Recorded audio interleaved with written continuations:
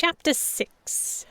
I spent the next few days defying Grayson by exploring the ship as much as I could, determined to show him that his attempts to scare me weren't working. There was some kind of stubborn satisfaction in letting him think that I was gallivanting around the vessel without a care in the world. Though in reality, I mostly only ventured to less populated portions of the Libertas. Fortunately, it wasn't hard to maintain a wide berth from the pirates I did happen upon, especially since they seemed somehow warier of me than I was of them. Still, my anxieties began to fade, and paved the path for morbid curiosity, as I observed the workings and procedures of the ship. It wasn't a fact I was eager to admit, but I'd always found pirates somewhat fascinating. Something about having the freedom to sail the seas as they pleased and make their livings by raiding and taxing merchant ships unlucky enough as to sail too close was exciting. Of course, I wasn't naive enough to believe it was truly so romantic in practice.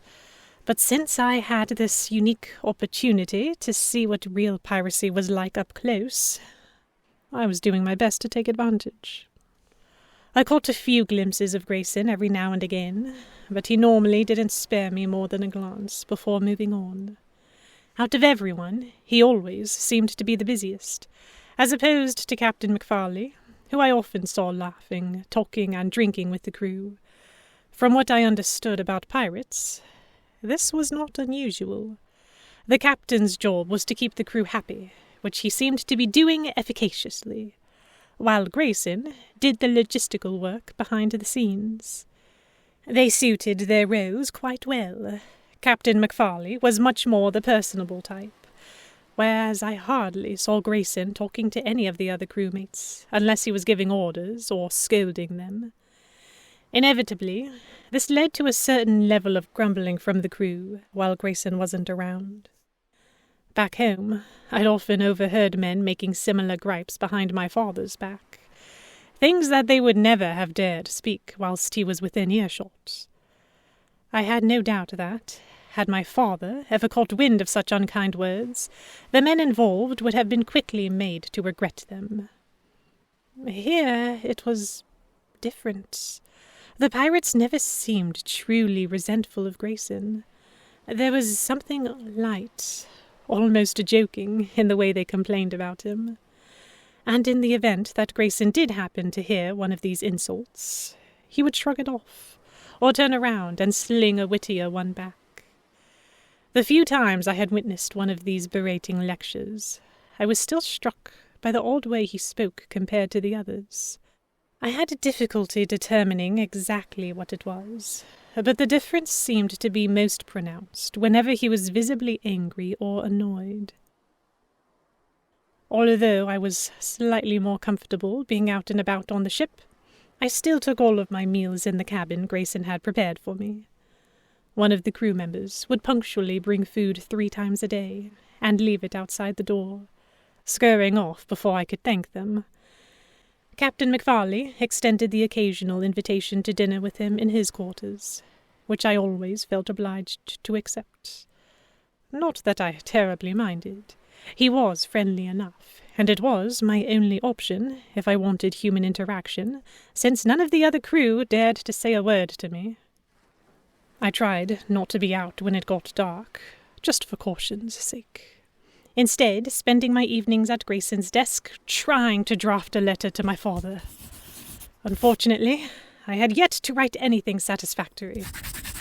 There was no sugarcoating the fact that I had been abducted by pirates, and this alone was enough to send my father into a rage. For as long as I could remember, father had harbored a burning vendetta against pirates, and had made it his life's mission to purge them completely from British waters. I couldn't imagine a situation in which he would be willing to negotiate a peaceful solution.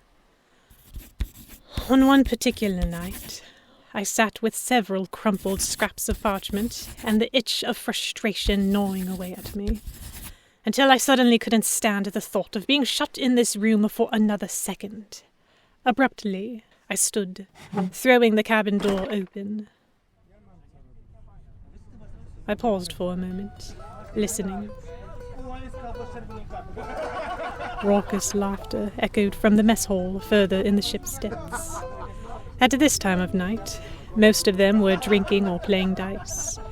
It was probably safe for me to step out for a few minutes.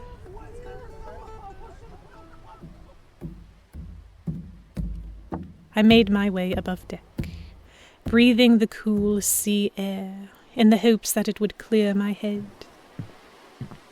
I walked to the edge of the ship and peered over. Though the sun was long gone, the moon alone provided enough light for me to see water crashing against the ship's hull. I watched the sea foam, still trying to dictate that blasted letter in my mind. Was I wasting my time? Was it foolish to think that I could truly make this work? Deep down, I knew that success was highly unlikely, but I couldn't very well let my captors know that, lest they decide to simply dispose of me. Then again, killing me would only make things worse for them when my father eventually found out what had happened. And he would find out. Father was uncannily good at tracking down pirates, even when no one else could. Somehow, somewhere, someone on the Oasis saw something during the attack. Father would find out whatever that something was, and he would use it to determine exactly who it was who had wronged his family. My thoughts were broken by the creaking of deck floorboards. I glanced over my shoulder and found a rather large figure approaching, one that must have stood over 6 feet tall, and perhaps a third as wide.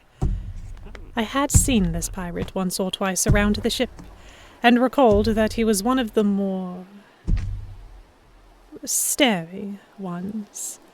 While most of the pirates avoided me like the plague, there were one or two whose eyes would linger whenever I went by. He was upon me before I could think about moving away, stopping a short distance from me and towering over me like a massive, immovable wall. His expression was hard for me to decipher in the dark, and I could do nothing but press against the railing as a knot formed in my stomach. There was only silence for what felt like several minutes. He just stood there, nearly unblinking, watching me intently. My heart pounded as I waited for him to do something or say something, and just as I began to wonder if I should scream, a voice cut through the silence behind me. Oi, James, you all right? A hand appeared and clapped the large pirate on the shoulder. My stomach turned over in panic, thinking wildly that now I was outnumbered, as if it mattered. But much to my relief, it was Grayson who appeared at the man's side. His eyes flicked towards me, noticing my presence. He gave the large man a pat on the back and turned to say something quietly to him. I strained to hear what it was, but it was drowned out by the sloshing of the water just below. After a moment, the pirate retreated towards the stairs, presumably to return to the mess hall, while Grayson faced me. Despite being currently perturbed with him, it was hard to conceal how grateful I was that he had appeared. There was a bottle clutched in his hand, half empty. Much to my surprise, drinking was certainly a favorite pastime of the majority of the crew, but I had never seen Grayson partake. Further subverting my expectations, he smiled and moved towards the railing, resting his elbows on the side. You don't have to worry about him, he told me. He's a bit slow is all. I frowned and glanced back in the direction he had gone. Why didn't he say anything? I asked, before I could think better of it. Grayson hopped up onto the railing and sat himself there, with one leg dangling over the side of the boat. I felt dizzy just watching him do it, but he was completely unfazed. Hard to speak when you've got no tongue. He has no tongue, I repeated, incredulous. Grayson nodded. Had it cut out a long time ago. I felt slightly nauseous, and turned out to the dim horizon to try and hide the colour draining from my face. There was another question burning in my mouth, but I held myself back, not sure whether or not I really wanted the answer. Still, Grayson seemed to sense it, and chuckled. It wasn't anyone on this ship who did it, he reassured me. I let out a small, quiet breath. Grayson took another drink, and then, as if he'd just thought of it, held the bottle towards me in offering. I stared at it in surprise. The glass was tinted, so I couldn't tell what colour the liquid was inside, and while my instincts were telling me to refuse, the pestering tickle of curiosity in the back of my mind lured me in. I'd never had the chance to try much hard liquor, apart from sips of whiskey here and there that I'd snuck from Father's cabinet. I truly had no idea what sort of things pirates might drink daily, but the way he was offering it to me, with half a smirk on his face, it almost felt like a challenge. Tentatively, I took the bottle and gave it an experimental sniff. My immediate urge was to recoil from the nearly rancid scent that wafted up my nostrils, but resisted underneath Grayson's hawk-like gaze. Bracing myself, I lifted it to my mouth and took a drink.